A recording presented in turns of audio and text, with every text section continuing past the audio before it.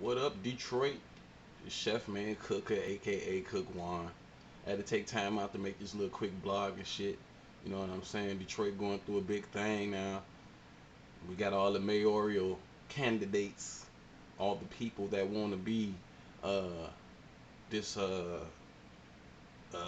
what you would call distressed cities savior, if you will.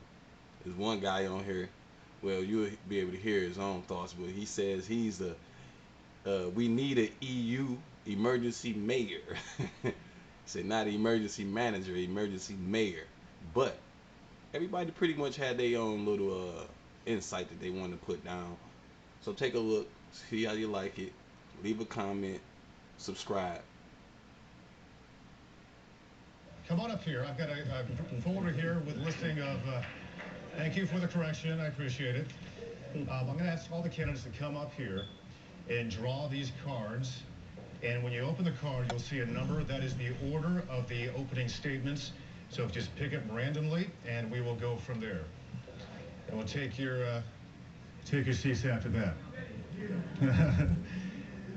All right, and again, after the opening statements, which you have 1 minute for each opening statement, we'll then follow that up with a list of questions from myself and the panel here for this debate.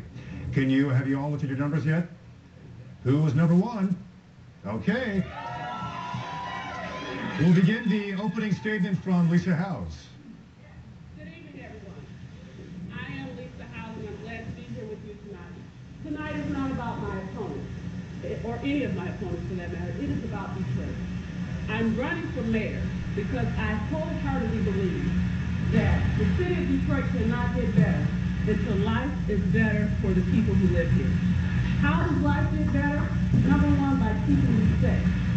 Secondly, we've got to fix the finances, and I know we will, but if you can't keep your finances, fix your home, then we've got a problem.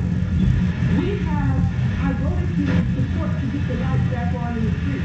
But if you can't afford to keep the lights and gas on in your house, then we've got a problem. So how do we begin to address that problem in the city of Detroit? We have to put people back to work again. We have to put people back to work again. And the way we do that is through my jobs plan with City Airport and through entrepreneurship. While there's bankruptcy taking place, it was an injustice to the city of Detroit. But what I recognize at this moment is that it's just us. Lisa Howes, thank you for your opening statement. Who drew number two? Okay, we have Jean Vorkamp. The stage is yours. I am Jean Vorkamp, a lifelong Detroiter, past citizen of the year and founder of the award-winning nonprofit The Front Porch.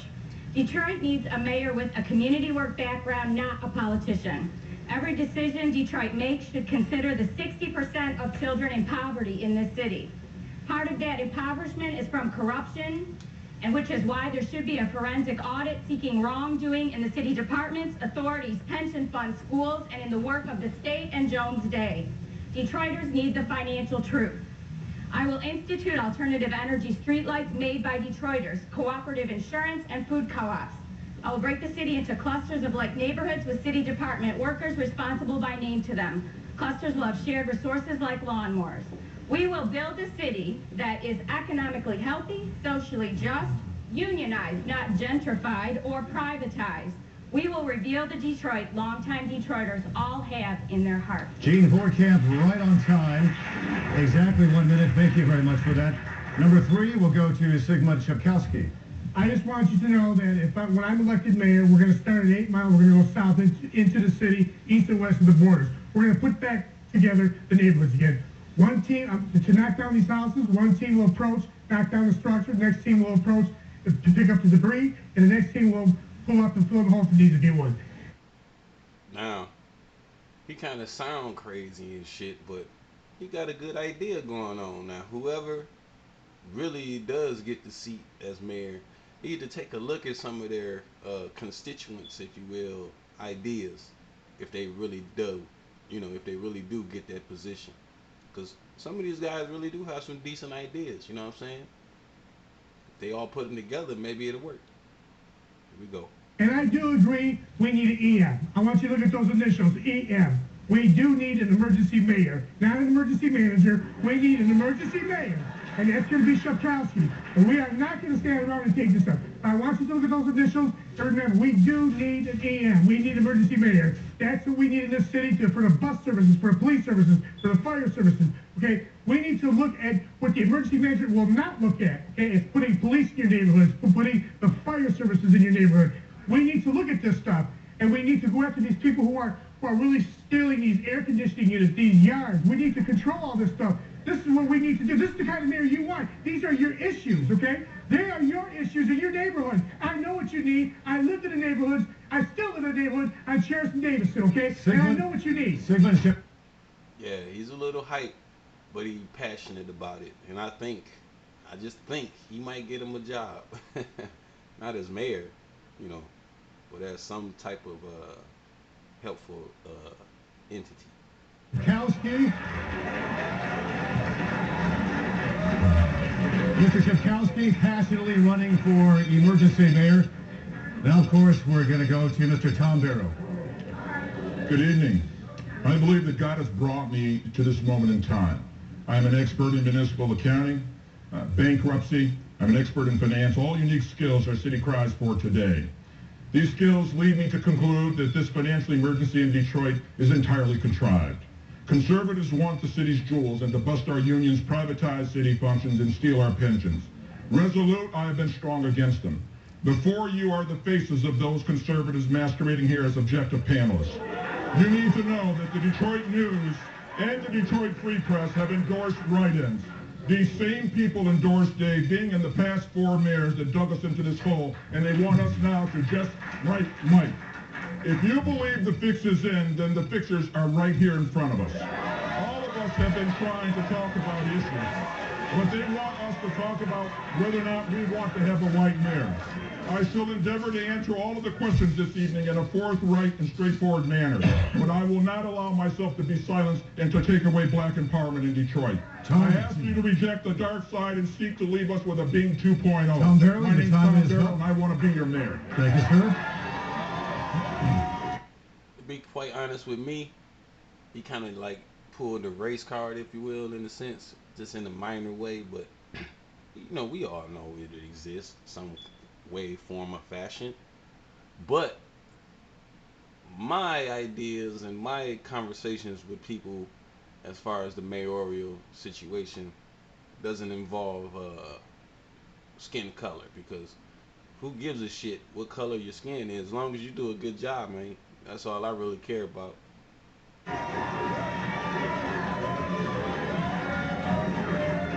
And with my deductive abilities, I've determined that our next opening statement comes from Willie Lipscomb. Thank you. That's good deduction there. Thank you, sir. I'm Willie Lipscomb. I retired as a judge. I was a 36th District Court judge for almost 29 years, and I retired in midterm so that I could be a part of the renaissance of the city of Detroit. We all know that this used to be just a stunningly beautiful city. And what this city needs now doesn't need more technocrats. It needs a leader with a vision. Many times the media asks elected officials, what's your vision? Well, I have a large vision for this city. One of the things that we really need, and we will never become a world-class city until we get robust mass transit. I mean, robust mass transit. Not just something going to the boulevard, but stretching beyond that into Oakland County, out to the airport, out Jefferson. And what that will also do is create jobs, because of the downswing of the automotive industry. Those jobs are not coming back. Mr. Lipscomb, thank you very much. Your time. Thank you for your opening statement. That wraps up our opening statements. We'll put a period on that sentence, and we now go to our first question, which I will address and offer to the passionate candidate running for emergency mayor, Sigmund Shapkowski. This is a question that has been asked over and over again. Detroit used to be the 4th largest city in America in the 1950s. It has steadily declined more rapidly in the past decade. We're now just over 700,000 people, residents in the city of Detroit. It's affecting tax revenue, of course, in a big... You hear that? People think we got 1 million folks in Detroit. I'm talking about in Detroit City, not Warren and all the other sub cities. I'm talking about in the physical city of Detroit, 700,000. Now, if you go across 8 Mile, it's a million motherfuckers living in Oakland County. Literally. Literally. Where you think most of them people came from? Way. Many people fleeing to the suburbs, like Oakland County, for example, which has more than 1 million residents in that county alone. How can you, if you are elected mayor, convince people, other than with words, that Detroit is a place for people to come to live and to work? I want people to come to Detroit, live and work. But situation is that the buses are not running on time for these people to get back and forth to their jobs. Okay, a lot of people don't have cars in their driveways or on the street. Their buses, their Cadillac, their truck, whatever they need to do, and we can't do those services. We can't provide transportation to from the jobs. That's why people are moving out of the city, because they're moving closer to their employment. Okay, and I'm going to have a big presence of police in the neighborhoods. Do you support the residency requirement if you were to work in the city of Detroit? Yes. Yes, I do. Okay. We have time for 2 rebuttals, 30 seconds apiece. Any one of you candidates can offer a rebuttal. I believe people want to come back to Detroit. I think we see people buying up property all over this city. I think what we've got to do is create the proper environments, both for business and for homes, and people who want to raise their children here. In my neighborhood, I'm seeing lots of new faces. I know that our city is on the rebound, and I won't stand by and allow people to denigrate us constantly when it's unnecessary and unwarranted. That's why I want to be the mayor of Detroit. Okay, another rebuttal? I have one. People are coming back to Detroit, but they want to come back to a safe city. Last year, 411 people were killed in this city. Contrast that to New York City, where about 500 people were killed, but the population of New York City is, I believe, 8.4 million. Detroit is right at 700,000. We have to make the city safe. There's just no getting around that. And then we have to recreate the family. That's what people remember back in the 50s. We had families all over the city raising children. We need to really work on that. Mr. Lipscomb, thank you so much. We want to now go to Stephen Henderson for the next question with the Detroit Free Press. I have a question for the entire panel, actually. By any measure, you have to say the job that you would face as mayor is a turnaround job. They say past is prologue. Tell me about something you turned around and why we should hope you be able to do that in Detroit. Start with Mr. Lipscomb. Well, as a judge, I started out as a prosecutor. I was a homicide prosecutor after I graduated from University of Notre Dame, and I saw back then all of these young men being killed, and so I created a program called the Handgun Intervention Program. That program has been going for 20 years on July 20th, and 15, 20, 30,000 people have gone through that program. I ran into a young man on Livernois the other day. Judge Lipscomb, I didn't know him. He said, I came through that program in 1993, and it changed me, and I haven't been in trouble anymore. So I think we need to be more proactive. If sending people to prison was the solution, this would be the safest city in the country. Good point. We have time for 2 more answers I to the thought everyone would get the I thought answer. we all got a chance to answer. Well, we can change the format to allow that this time. Go ahead. Lisa Howes, if you'd like to continue. Thank you. When you talk about turning around the city of Detroit, what we need is a transformation, something completely different than what we currently have. Again, my statement from the onset is Detroit can't get better until life is better for the people here. So when you ask me what have I done, it's about impacting people's lives personally. As president of an organization, National Association of Black Accountants in particular, I've worked with young people in our city. It's about creating opportunities for them to get scholarships. It's about them seeing the possibility of what they can become in this city. Too often the advantages have gone to others and not to those who live here and who want to live here. So when you talk about turnaround, that is turning around. Yeah,